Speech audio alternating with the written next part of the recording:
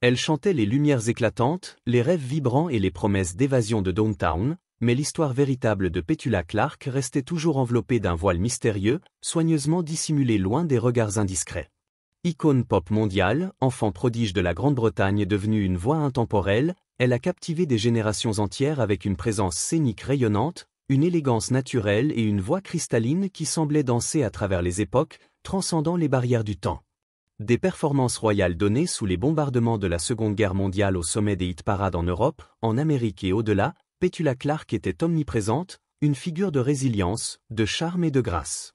Pourtant, derrière ce sourire impeccable, ces mélodies immortelles et cette aura de perfection se cachait une vie privée complexe, marquée par des amours passionnés, des sacrifices déchirants et une vérité indicible qu'elle a portée en silence pendant des décennies, une vérité qui pesait lourd sur son cœur. À 92 ans, Petula Clark, l'enfant star devenue légende, a enfin levé le voile sur son parcours, révélant une histoire aussi riche, nuancée et captivante que les chansons qui l'ont rendue célèbre à travers le monde. Sa vie n'a pas débuté sous les feux éclatants de la rampe, mais sous le fracas assourdissant des sirènes d'alerte. Née le 15 novembre 1932 à Epsom, dans le Surrey, à quelques kilomètres de Londres, Petula grandit dans un monde bouleversé par l'ombre menaçante de la Seconde Guerre mondiale. À peine âgée de 7 ans lorsque la Grande-Bretagne déclara la guerre à l'Allemagne, elle fut plongée dans une réalité de rationnement, de masques à gaz et d'une peur omniprésente qui marquait chaque instant. Mais au cœur de ce chaos, elle découvrit un don rare et précieux, une voix capable de percer l'obscurité comme un rayon de lumière, une voix qui apportait espoir, réconfort et une lueur de beauté à une nation en crise. Son père, Leslie Clark, un infirmier de profession doublé d'un dénicheur de talents amateurs par instinct, fut le premier à reconnaître ce potentiel extraordinaire. Il ne la poussa pas vers la scène par ambition de gloire, mais par une conviction profonde qu'elle pouvait servir une cause plus grande, redonner courage et espoir à un pays en proie à la guerre. Ce moment décisif arriva plus tôt que quiconque aurait pu l'imaginer. En 1942, alors qu'elle n'avait que 9 ans, Petula fut invitée dans un studio de la BBC pour participer à une émission visant à remonter le moral des troupes britanniques. Mais le destin avait d'autres plans. Pendant l'enregistrement, un raid aérien frappa Londres, menaçant d'annuler l'émission dans un chaos terrifiant. Alors que la panique s'installait, la jeune Petula, avec un courage et une maturité remarquables pour son âge, proposa de chanter a cappella pour les soldats à l'écoute, refusant de laisser la peur l'emporter.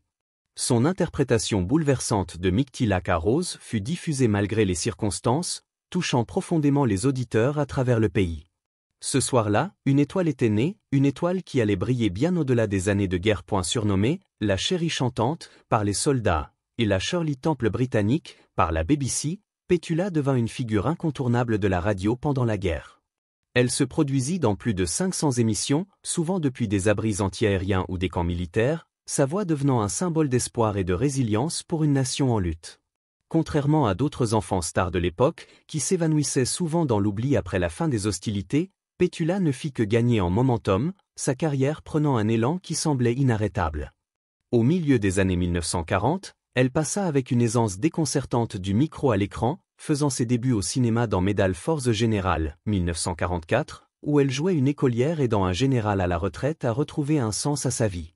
Ce rôle, chargé de symbolisme, reflétait précisément ce qu'elle accomplissait dans la réalité, redonner du courage et de l'espoir à tout un pays au bord du désespoir. Au cours de la décennie suivante, elle apparut dans plus de 20 films britanniques, notamment dans la populaire série Huguette Family, partageant l'affiche avec des acteurs de renom comme David Niven et Trevor Howard. Cependant, c'est la musique, et non le cinéma, qui allait véritablement façonner son héritage durable. En 1949, à seulement 17 ans, Petula enregistra son premier single commercial, puis Your Shoes on Lucy, sous le label Polygon, une maison de disques créée spécifiquement pour promouvoir sa carrière, cofondée par son père et Alan Freeman. Cette initiative précoce révéla non seulement son talent de chanteuse, mais aussi son flair pour les affaires, une rareté pour une jeune femme dans l'industrie musicale des années 1940. Polygon fut finalement absorbée par Pi Records en 1955, où elle resta jusqu'au début des années 1970, consolidant sa place dans l'industrie. C'est également à cette période que ses talents linguistiques commencèrent à briller de mille feux. Petula parlait et chantait couramment en français, allemand et italien, une prouesse exceptionnelle même parmi les plus grandes stars européennes de l'époque. Son single de 1954, The Little Showmaker, devint un succès retentissant en Australie, ouvrant la voie à une carrière internationale qui allait bientôt s'étendre à travers le monde. Pour beaucoup, ce fut le début de son ascension mondiale, mais pour Petula, ce n'était qu'une étape de plus dans une vie qu'elle n'avait pas vraiment choisie, mais qu'elle avait appris à embrasser avec une grâce naturelle. Derrière les mélodies entraînantes et le glamour scintillant du grand écran, une autre histoire se déroulait, plus sombre et bien moins visible. La célébrité avait un coût, et pour Petula, ce fut le luxe d'une enfance ordinaire, un sacrifice qu'elle n'avait pas pleinement mesuré à l'époque. Pendant que ses camarades profitaient des bals scolaires, des jeux d'enfants et des étés insouciants, Petula répétait sans relâche pour des émissions de la BBC, enchaînait les séances d'enregistrement interminables et partait en tournée à l'étranger, souvent loin de chez elle. Elle confia plus tard avoir ressenti un profond détachement du monde hors de la scène, une distance émotionnelle qui, inconsciemment, influença ses relations personnelles, y compris avec ses propres enfants dans les années à venir. Dès son plus jeune âge, Petula comprit ce que signifiait servir une cause plus grande qu'elle-même. Elle avait offert son enfance à une nation en guerre, en échange d'une carrière, d'une image publique soigneusement façonnée et d'une voix qui résonnerait à travers les générations. Mais la fillette qui chantait avec bravoure sous les bombardements avait déjà appris une vérité qu'elle porterait toute sa vie. Les lumières les plus éclatantes projettent souvent les ombres les plus longues, des ombres qui suivraient ses pas à chaque tournant de sa vie. Au milieu des années 1950, Petula Clark n'était plus une étoile montante, mais une figure incontournable, un nom gravé dans le cœur du public britannique. Elle avait conquis la radio et le cinéma, et se préparait à embrasser une carrière mondiale dans la musique pop, un domaine où elle allait redéfinir les standards. Mais c'est aussi à cette époque qu'elle connut sa première grande douleur personnelle, une blessure discrète mais profondément marquante qui laissa une empreinte indélébile. Il s'appelait Joe, Monsieur Piano, Henderson, un pianiste talentueux et charismatique, connu pour son style raffiné et sa capacité à captiver le public avec une aisance naturelle. Ensemble, ils animaient l'émission radio PN Monsieur Piano sur la BBC, où leur alchimie musicale était palpable, une harmonie qui transcendait les notes. Leur duo, empreint de chaleur, d'échanges complices et d'une tension sous-jacente, laissait deviner une connexion bien plus profonde. Les tabloïds ne tardèrent pas à spéculer sur une romance, et ils avaient raison, Petula et Joe étaient follement amoureux. Ils passaient des heures ensemble en studio, prolongeant leurs discussions sur la musique, la vie, les rêves et les aspirations qu'ils partageaient. Des rumeurs de fiançailles commencèrent même à circuler, alimentant l'imagination du public. Mais en coulisses, des tensions émergèrent, non pas à cause d'une trahison ou d'un scandale, mais d'une peur plus insidieuse. Joe, bien que talentueux, se sentait de plus en plus éclipsé par l'ascension fulgurante de Petula. Elle recevait des offres internationales, enregistrée en plusieurs langues et surpassait aisément ses contemporains, tandis que la carrière de Joe stagnait, incapable de suivre son rythme effréné. « Je ne voulais pas être connu comme Monsieur Petula Clark », confia-t-il plus tard, une remarque empreinte d'insécurité, de tristesse et d'une certaine résignation. Leur rupture fut discrète, sans scandale public, presque invisible aux yeux du monde, mais pour Petula, la perte fut immense, un vide qu'elle ressentit profondément. Joe n'était pas seulement un amour, mais un partenaire créatif, une ancre dans ses débuts tumultueux, une présence rassurante dans un monde chaotique. Ils continuèrent à travailler ensemble quelque temps, mais l'étincelle s'était éteinte, laissant place à une collaboration teintée de nostalgie. En 1960, Joe sortit There's Nothing More to Say, une ballade mélancolique qui semblait faire écho à leur séparation, un adieu doux amer à ce qu'ils avaient partagé. Petula, avec sa grâce habituelle, l'inclut dans son album In Other Words la même année, un hommage discret à un amour qui, bien que transformé, ne s'était jamais complètement éteint dans son cœur. En 1957, un nouveau chapitre s'ouvrit pour Petula lorsqu'elle fut invitée à Paris pour l'émission Musicorama, une vitrine télévisée des plus grands talents musicaux. C'est là, au cœur du tumulte médiatique français, qu'elle rencontra Claude Wolff, responsable de la promotion chez Vogue Records. Contrairement à Joe, Claude n'était pas un artiste. Il ne jouait d'aucun instrument, ne chantait pas en harmonie, mais il offrait quelque chose de rare et précieux, une sérénité inébranlable, une présence stable dans un monde où tout semblait en perpétuel mouvement. Leur relation se développa lentement, avec une délibération qui contrastait avec l'intensité des feux de la rampe. À l'abri des caméras et des regards indiscrets, ils construisirent une connexion profonde et authentique. En 1961, ils se marièrent, et pour la première fois, Petula sembla trouver un équilibre, un refuge loin du tumulte incessant du show-business. Avec Claude, elle s'installa à Genève, en Suisse, où ils construisirent un foyer chaleureux et accueillirent 3 enfants, Barbara, Catherine et Patrick. Pétula décrivit la maternité comme une source de joie immense, mais aussi comme un défi constant, un numéro d'équilibriste entre ses responsabilités de mère et les exigences d'une carrière qui ne ralentissait jamais. Sa carrière ne s'arrêta pas avec l'arrivée de ses enfants, contrairement à beaucoup d'artistes de l'époque qui choisissaient de se retirer. En 1964, son tube Downtown, composé par Tony Hatch, la propulsa au sommet des classements mondiaux, faisant d'elle une icône pop internationale, une voix reconnue dans le monde entier. Mais ce succès planétaire eut un prix, un coût émotionnel qu'elle ne mesura pleinement que des années plus tard. Pétula, mère active dans une époque où cela était rare et parfois mal vu, confia plus tard sa culpabilité face aux anniversaires manqués, aux vacances annulées, aux longues absences que ses enfants durent endurer sans toujours comprendre. « Ma carrière ne s'est pas arrêtée quand je suis devenue mère », déclara-t-elle dans une interview, sa voix teintée de regret. « Et je me demande parfois ce que cela leur a coûté, ce que cela nous a tous coûté. » La « British Invasion » des années 1960 est souvent associée aux Beatles et aux Rolling Stones, mais Petula Clark s'était déjà taillé une place unique, loin des scènes trépidantes de Londres. Installée à Genève, elle trouva un équilibre précaire entre sa vie familiale et une carrière qui s'étendait bien au-delà du monde anglophone. En France, elle était une star à part entière, enregistrant des succès comme Cœur blessé, Yaya Twist et Chariot, plus tard adaptés en You Will Follow Him par Little Peggy Marsh. Son accent français impeccable, sa diction naturelle et son charisme magnétique en firent une figure chérie du public français, au même titre que des icônes comme Charles Aznavour ou Serge Gainsbourg. Elle refusait de se plier aux attentes de l'industrie, déclinant les interviews, évitant les jeux de la célébrité et protégeant jalousement sa vie privée. Depuis sa maison près du lac Léman, elle pouvait travailler en paix, élever ses enfants et passer des week-ends dans un chalet isolé niché dans les Alpes françaises, loin des paparazzis et des tabloïds.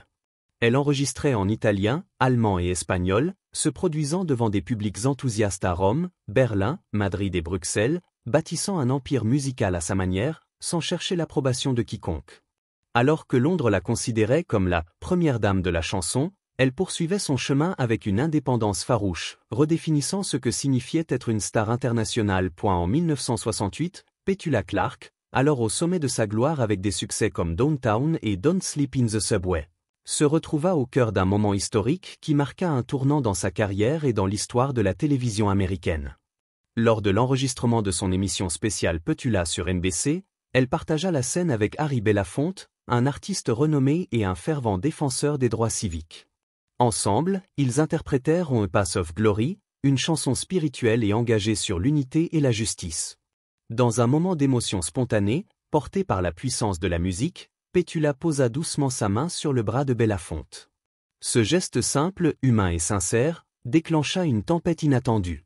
Chrysler, le sponsor de l'émission, exigea immédiatement que la scène soit coupée ou retournée, arguant qu'une femme blanche touchant un homme noir à la télévision nationale risquait de choquer le public, en particulier dans le sud des États-Unis, et de nuire aux ventes de la marque. Petula fut horrifiée par cette demande. L'idée qu'un geste aussi naturel puisse être perverti en quelque chose de menaçant ou de déplacé n'était pas seulement insultante, elle était profondément révoltante. Avec le soutien de son mari et manager Claude Wolff, elle resta ferme, la scène ne serait pas modifiée.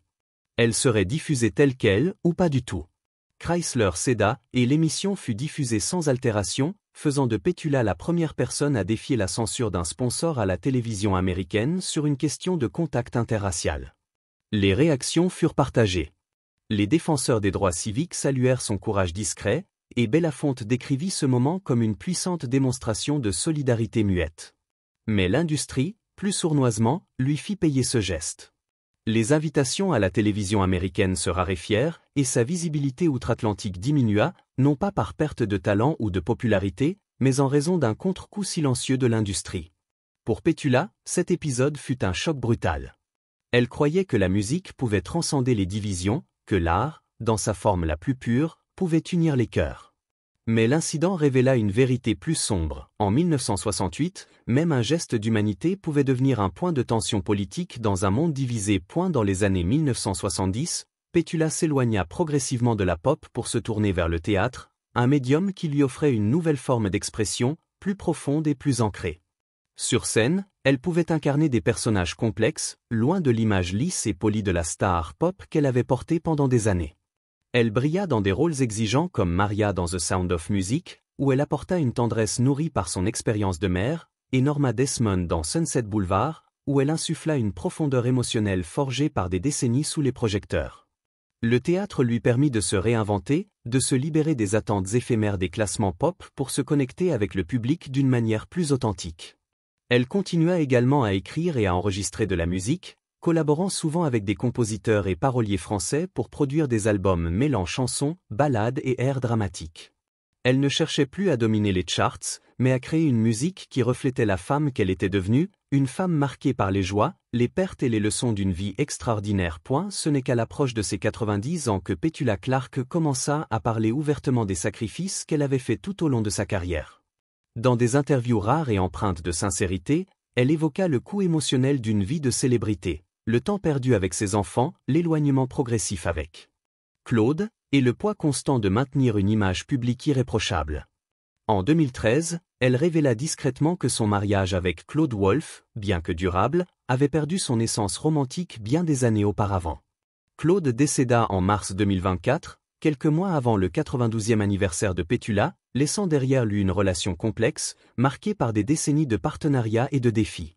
Avec une sérénité empreinte de recul, Petula s'interrogea sur ce qu'aurait pu être sa vie si elle avait fait d'autres choix. Une carrière moins exigeante, une présence plus constante pour ses enfants, une vie plus ordinaire, libérée des attentes du public. Pourtant, elle refuse l'amertume, portant ses regrets avec une grâce qui lui est propre. « J'ai fait de mon mieux », confia-t-elle dans une interview, sa voix teintée d'une douleur adoucie par le temps, mais aussi d'une acceptation sereine des choix qui ont façonné sa vie. Aujourd'hui, à 92 ans, Petula Clark vit dans un appartement modeste à Chelsea, à Londres, tout en conservant son chalet suisse et sa maison à Genève, des refuges qui incarnent son besoin d'intimité et de paix. Elle n'a plus rien à prouver. Avec plus de 1000 chansons à son actif, son héritage musical parle de lui-même, une tapisserie de mélodies qui ont touché des millions de cœurs.